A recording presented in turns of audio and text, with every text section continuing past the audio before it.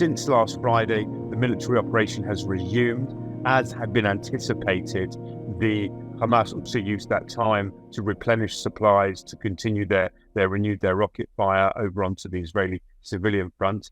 And the IDF has continued to operate both in northern Gaza, hitting two particular Hamas notorious strongholds of Jabalia and Shajaiya.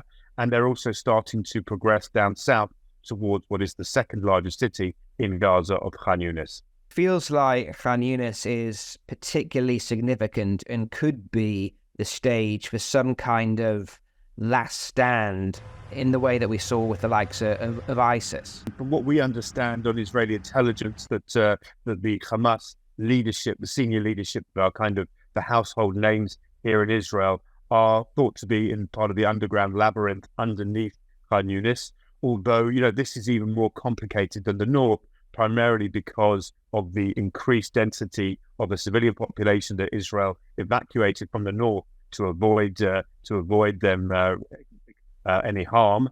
And so they now find themselves in the Khan Yunis area. And similarly, the hostages that remain are also thought to be in that area. So it could be a final standoff, but there's also a sense that the Hamas leadership, at least, could, as they have in the past, use other people as their fodder to take the hit and escape to live to fight another day.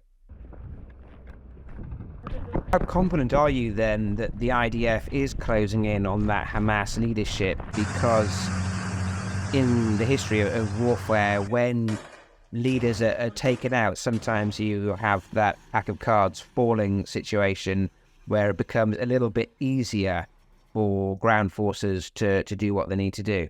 My understanding based on kind of conversations with military intelligence suggests that there are two factors to look for here in terms of kind of overwhelming Hamas. The first is out of a total of 24 battalions of Hamas fighting force that they had pre-October the 7th, they're roughly divided, half in the north, half in the south. There is going to be a moment where there is a kind of a critical tipping point in which the command structure breaks down, in which fighters understand that their commanders have been killed and start to surrender, that they understand that it's no longer worth fighting, that there is no longer a kind of breaking the chain of command. And then there is kind of the practical engagement with the really senior leadership.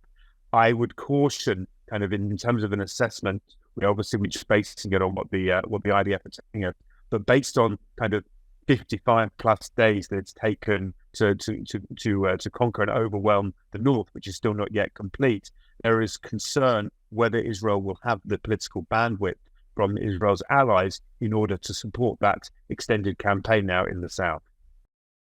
First of all, we really appreciate the British government's stance on this, as well as the US and others. And we saw just earlier this week the British Royal Air Force announcing that they're going to be conducting flights over Gaza in order to help gather intelligence on where the potential location of the hostages is. All of that and the diplomatic backing is very much appreciated. But we also, I think there is an appreciation, understanding here that there are other factors at play, and certainly when it comes to Israel's closest ally, the US, that there are other voices, certainly within the establishment, within the Democratic Party, which are calling for a cessation of this fighting. So it's a balancing act, and certainly the perspective from the Israeli side hopes that they will be given enough space and time in order to conduct and complete the mission here. But it's far from clear at this point. How do you think the IDF will judge when it has won? Clearly, they can destroy rocket firing facilities and they can take out a certain amount of terrorists. Presumably, some members of Hamas will seep back into the general population. Some others may escape. How will they judge what victory looks like? But when they reach the tipping point of critical mass, where they're no longer operating as a unified fighting force with a coherent chain of command, and we're certainly not there yet.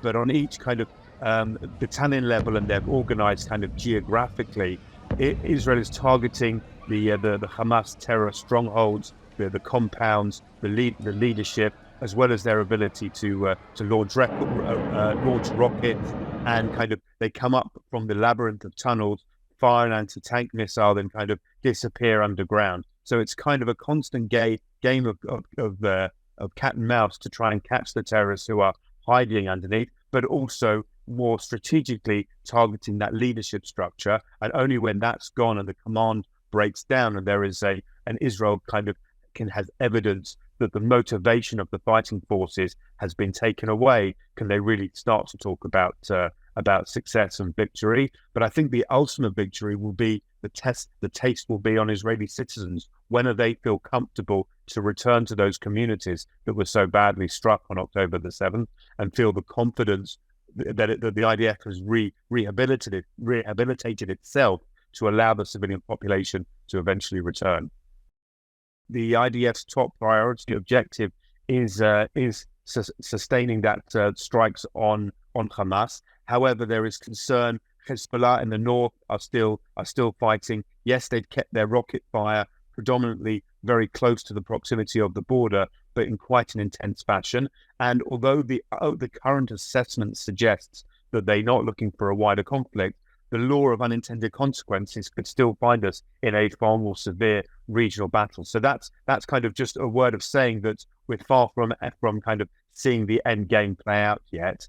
In terms of kind of the inquiries that will follow, I think that's going to be a lot longer process, and it's also a combination of timetables when the political leadership feel there's a lot of calls that at some point after the fighting that any government after suffering such a horrific blow will need to return the mandate and call for a general election. So the timing and the sequencing of both an election here in Israel and the establishment and the parameters of those inquiries, it's still too early to call, but it's going to be a very lengthy process. But essentially, it will be the government of the day that will decide those boundaries and decide whether it will be limited to those intelligence failures or what they refer to here as the failure of the concept or the misconception, which all of Israel, broadly speaking, fell into for over a decade, thinking that Hamas could be appeased, thinking that Hamas you can pay them off, that they have some form of interest in governance, and that all these kind of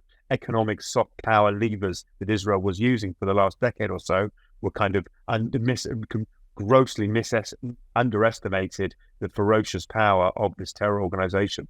How do you see the next days and weeks playing out? I know I'm not expecting to have a crystal ball, but what's your sense of the lay of the land in the next weeks or so? So as we begin, I think we can expect to see the IDF slowly, cautiously move further south.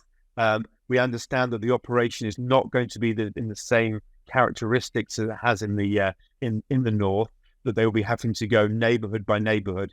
First of all, making every effort to clear the civilian population from those areas, and only then go in with ground forces. Again, forever cognizant that these areas are going to be booby-trapped, laid with mines and explosives, and that there is that duality of protecting a Palestinian civilian population whilst also protecting the IDF soldiers' lives as well. I'll remind you and the viewers that the IDF is a conscript army, and that it's very much poignantly felt here that these are Israel's sons and daughters. Everyone serves in the IDF, and so these are one's children, kind of collectively, who are going in and fighting, and there's a necessity to protect them as well. Nevertheless, they will have to proceed slowly and cautiously into those areas, into the layers that Hamas has set, and hopefully there'll be successes engaging with the Hamas fighters as speedily as possible. But I would caution us all that this could take still weeks or even months.